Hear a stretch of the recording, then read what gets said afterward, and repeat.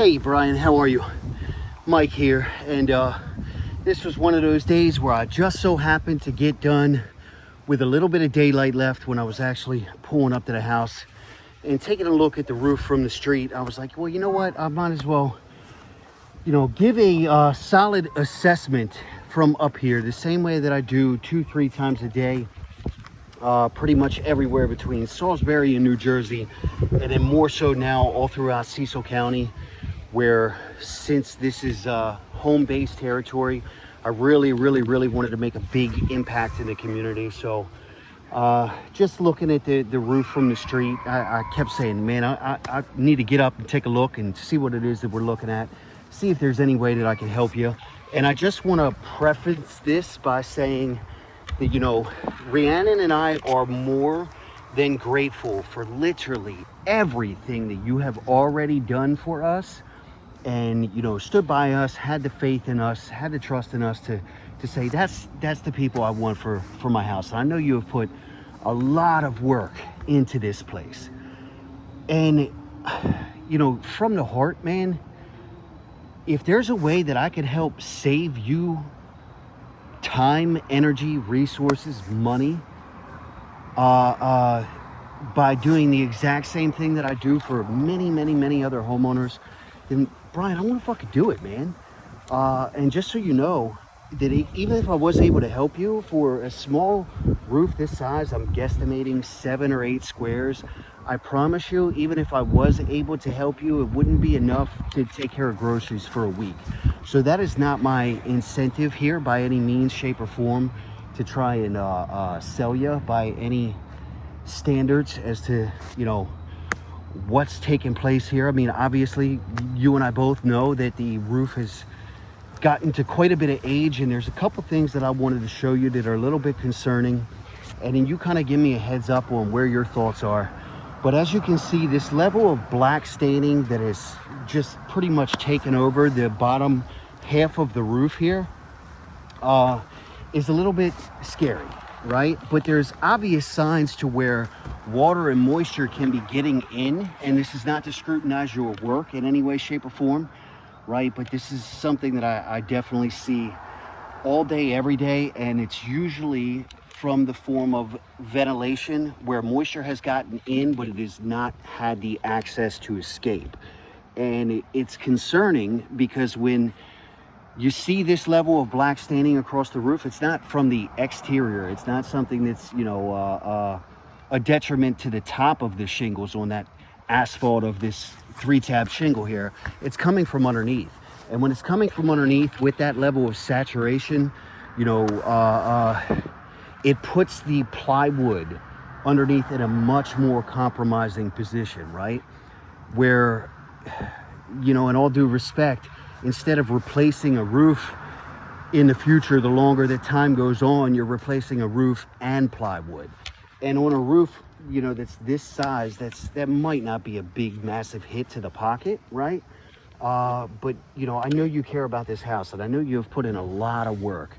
And I just want to see if I can help you take advantage of what it is that you're already paying for.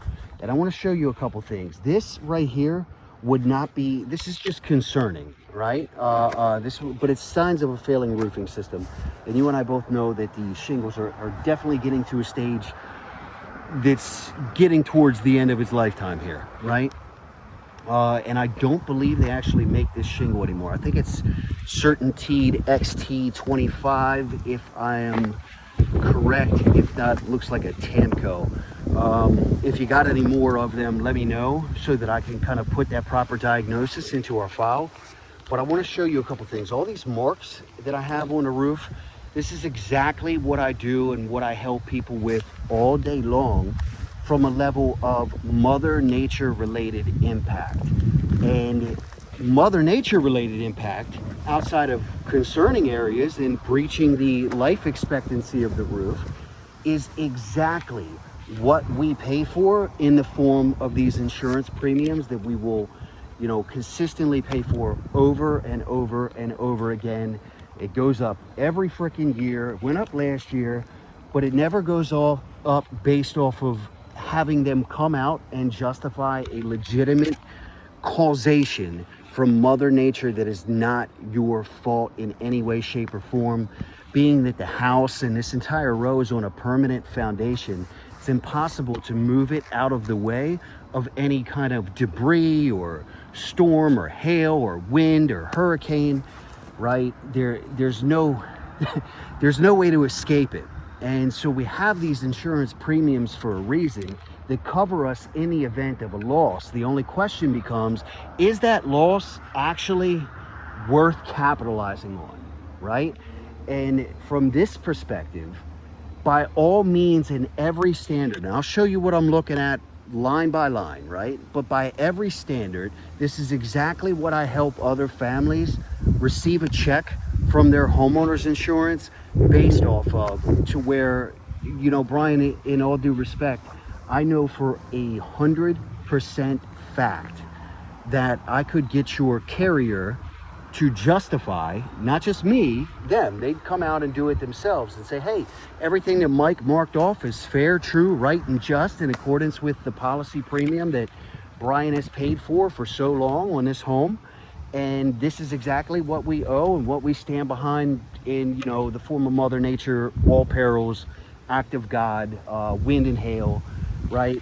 The question would then become, is it enough to justify a full level of replacement value for you? And there's two parts to that answer.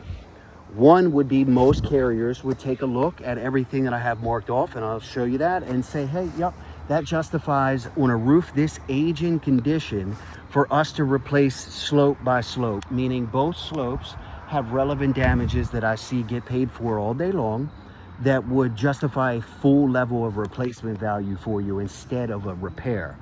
The other part to that question would be, hey, if they were to tell us that, okay, there are X amount of damaged shingles, we would like you to repair them. Here is our repair directive, and go for it, most likely written under whatever policy deductible that you have in place, right? But then it would be up to a qualified contractor and somebody who knows this process like the back of their hand to show that, okay, is the roof actually repairable? And as you can see, I have this labeled as B6. B, back, damage count number 6, right? And there's a couple more. I just stopped marking because I know that this is more than enough, right? So look at the brittleness of the shingle itself, which by all standards, if you were to say, hey, replace this shingle, right? So this is one tab of a 36-inch shingle that obviously has a cut mark here on the break. So to replace this, to repair this, I have to pull the nails from each row above to access the nails, slide it out, and put a new shingle in. The question then becomes, what kind of relevant damage, consequential, would that create to the surrounding areas on a roof of this age and condition, to where these, you know, shingles are practically busting apart and cracking like crackers? Just to break the tar bond to access the nails would most likely create a level of mat transfer from the tar that would tear the back of the shingle itself and jeopardize its integrity according to all manufacturer guidelines and specifications.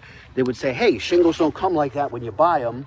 So in the process of a repair, consequentially, if that were to happen, that would justifiably add to that level of repair, which would then continue to domino, because shingles are staggered like bricks. You know this as well as I do. Once we start getting up, one seam's going to go left, one seam's going to go right, and it's just going to domino across the roof in ways that, you know, would make more sense to remove any future liability and replace the roof in full on a roof that is this age and condition. And as you can see, you have a little bit of lichen and algae growing up here on the roof.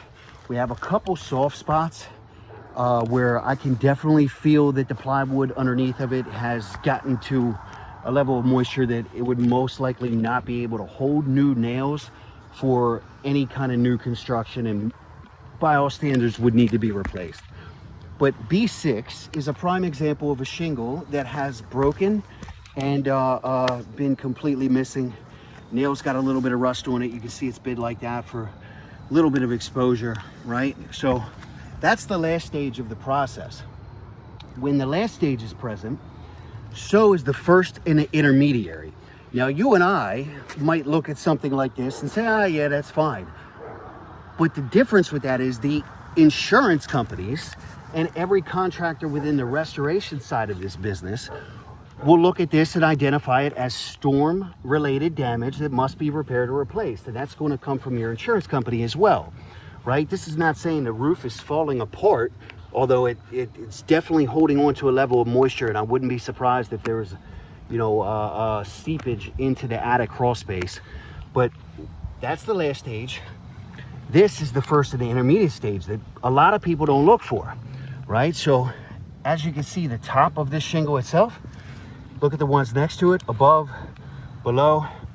This shingle has this crease and stress point all the way across the top, which shows that this bond has been broken, and it continuously flaps in the wind, and every time it flaps, it creates this stress point that sooner or later breaks off, and you find it in the front yard or the backyard or laying in your gutter or still in the roof like this one. So this one, the tar bond has been broken. There is debris trapped underneath. There's a little bit of rust on the nail showing this is a level of exposure. It's been like this for a little bit, but that debris is clear signs that, hey, this will never seal again unless you get up here with tar, but you know this. But why go through all of that trouble just to repair a specific shingle when the insurance company is going to come out here and label that as justifiable Mother Nature related damage that is not your fault and exactly what they pay for? So this is B1. Here's B2. This one's getting pretty bad. It's actually about to blow off, right? Take a look at the ridge vent. So this is leaning. A couple of the nails, wind has taken the nails right through. On the front side, it's a hell of a lot worse. Now I can get up here and pin it, but I wanted to make this level for documentation for you first. Same thing with your ridge cap, seal ridge, right? A couple of nails have been popped through completely, where that's most likely going to blow off. I want to show you a couple of the conditions of surrounding shingles, especially around your pipe jack. Like, this is clear way for water to get in. What do we got? Here's B4. Look at this. This one's pretty stark. You can see this. And there's a few more that are unsealed around this. Look, this is a prime example of what we call zippering. So I forgot to mark this. Zippering is where the shingle below it has come unsealed in one corner, and every time the wind blows, it compromises the one above, right? So this is Mother Nature related damage as well that every carrier is going to equate for. Same here, B4. There's B5 down here. And to repair this successfully, properly, by all code and guidelines, right, all compliance standards, we're going to be getting into step flashing, which you can see not addressing properly would only leave further sections of the roof compromised for next year. Siding is blown off of the neighbors. I don't know how long that's been like that, but that's a clear point of access for water to get down into the wall flashing itself, and in between those seams. Here is B3. You can barely see this one. You could literally walk right over this. So if a regular guy or contractor was just, or a roofer was just walking over top of the roof, they could literally walk right past that, and so could an adjuster or an inspector if they weren't actually scoping for it, right? So here's B3, debris, nail rusted, right? This is exactly what they pay for. And this is exactly what I get bought for families all over the place. And like I said, Brian, I probably wouldn't even earn $350 if I had your insurance company justifiably pay for your roof, man. Look, so this is one of your shingles up by the ridge, debris trapped underneath. This is actually from a high nail, but I don't want them to know that, so I'm gonna push this down. And I'm doing that for a reason, because I don't want them to say, oh, that came from faulty installation.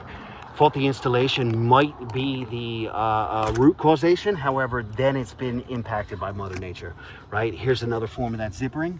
Once again, that's not thermal cracking. Thermal cracking spiders mostly in a horizontal form. And I don't see much of that on a roof. And sometimes that can be confused as Mother Nature related damage.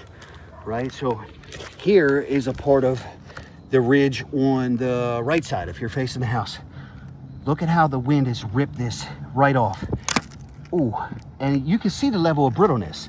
I'll patch this up, don't worry. I'll put a temporary piece of starter strip over top of it. I don't want to repair anything because I would honestly like your insurance company to come out here and take a look before any repairs are performed.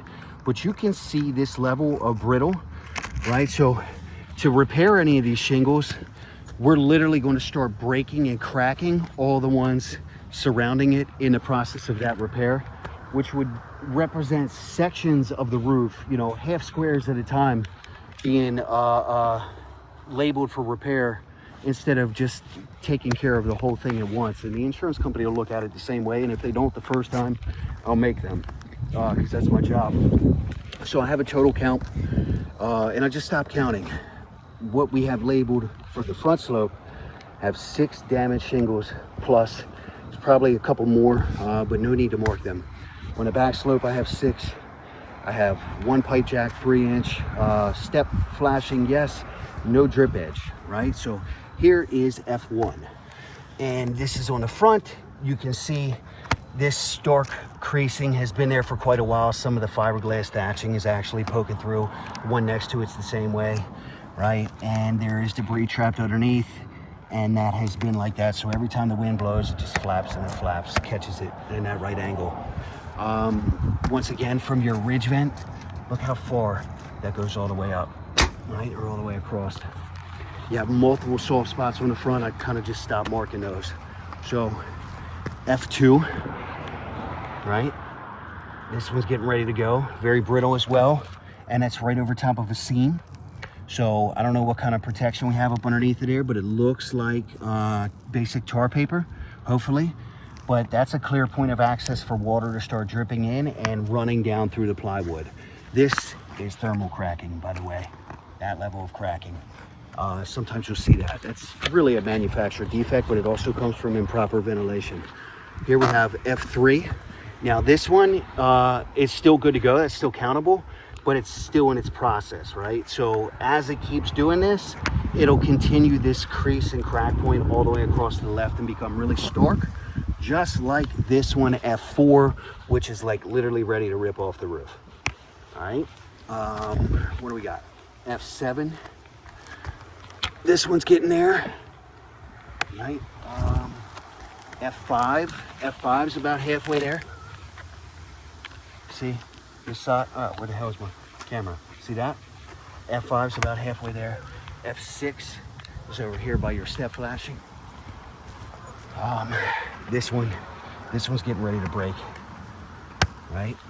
Let's see, soft spots underneath of my feet, which would suck in the future as the cost for roofing and material, even if you're able to do it yourself, are just going to continuously increase. Well, then it's not just the roof and the material and everything that we would do by code, it's also the cost of the plywood and the likelihood of having to do a full redeck on a small roof like this because of its level of saturation and the level of access points for water to continue to get in and not escape, right? So here is a prime example as well. This is not there yet, but one, and I see this happen all the time, one good solid wind, and this could literally rip off, you know, about 4 rows up. So this is just unsealed, but it hasn't caught the wind enough to be labeled as damage, but it paints the story and it shows. And actually with some carriers, if I can show access kind of like this, that goes all the way past the nails of the row above, and there is debris that is underneath, well, that could still count to some carriers, mostly veterans, as storm-related damage that also must be repaired or replaced.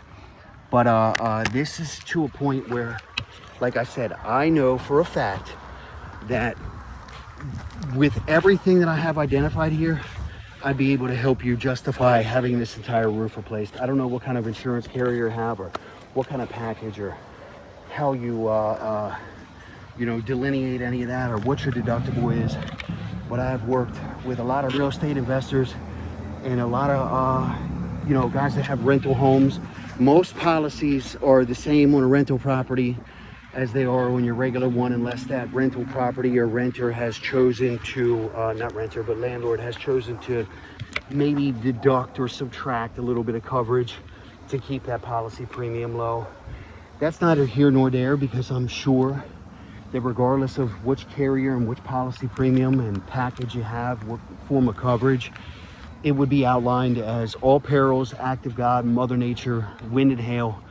The only thing that probably wouldn't be labeled would be what's considered hurricane or named storm. That would kind of be like a different level of added coverage, kind of like we do with flood insurance, right?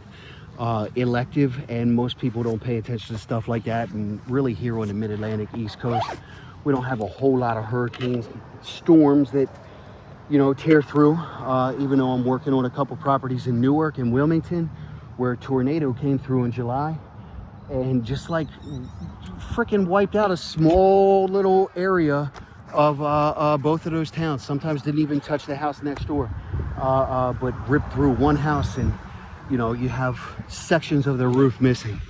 So by all standards, Brian, let me help you, man. You freaking deserve the help, especially when we have so much other shit to address and you've had some health concerns.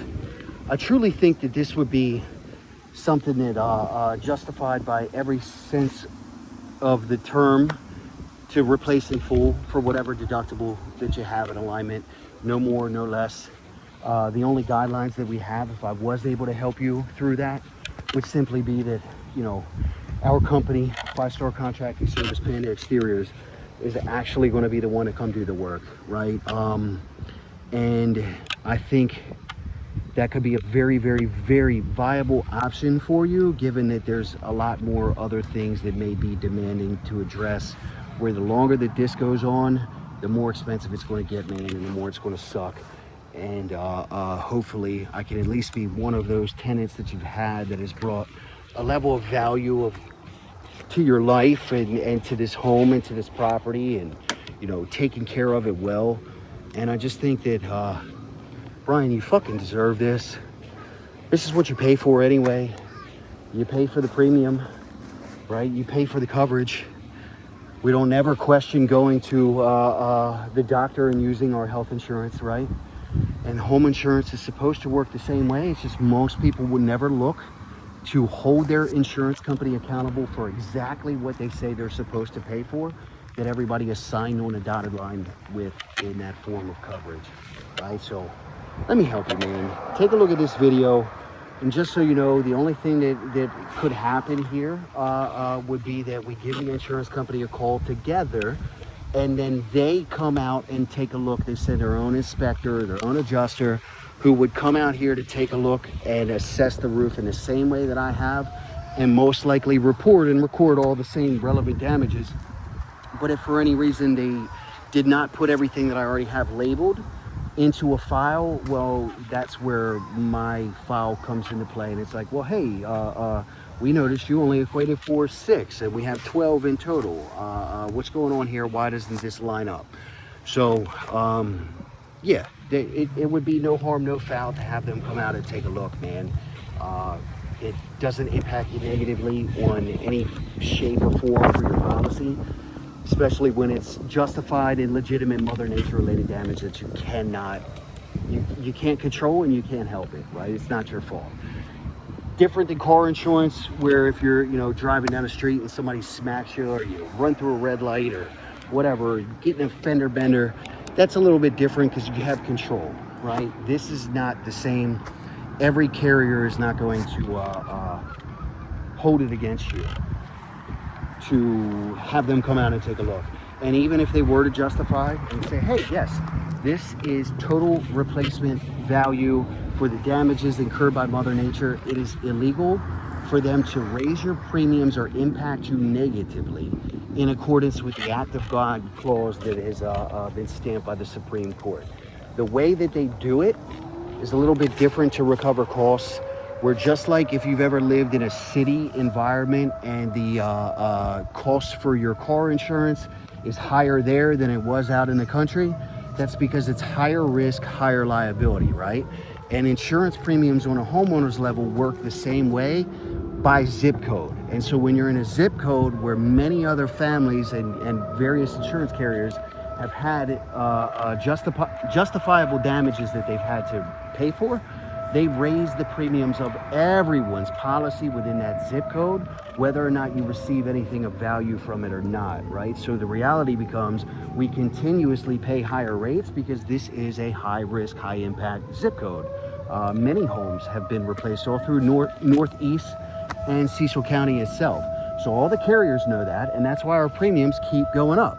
They keep going up every freaking year, and the shitty part is we pay for other people to have their insurance company come out and pay for this shit when we don't receive anything of value in return.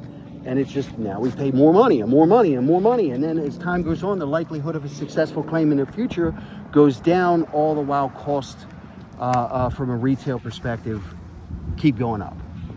Brian, let me fucking help you, man. Give me a call after you take a look.